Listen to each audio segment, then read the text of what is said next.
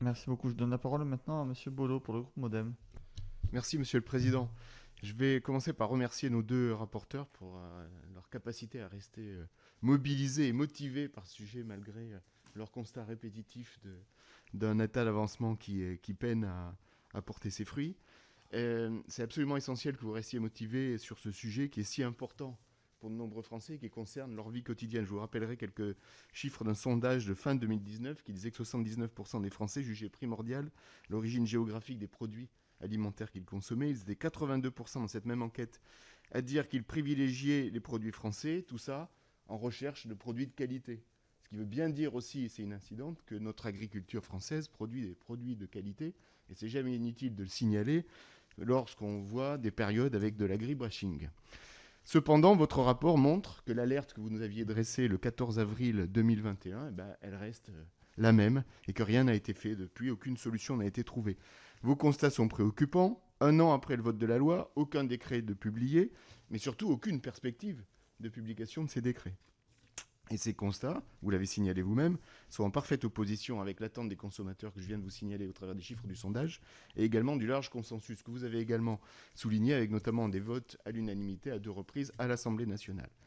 Au nom des députés démocrates, je voudrais vous renouveler notre attachement à la concrétisation des lois, cette concrétisation des lois qui repose sur 2 dimensions. La première, c'est les délais de mise en œuvre des décrets. Là, visiblement, on n'est pas au rendez-vous.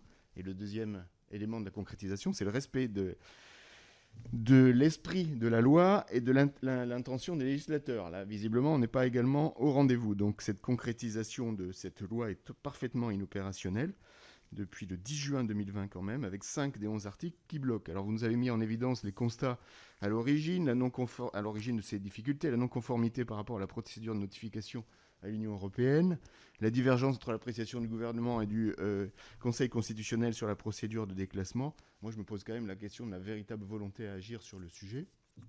Et donc, je voudrais vous poser une question. Comment, selon vous, peut-on permettre de garantir aux députés d'assurer la concrétisation des lois qu'ils ont votées?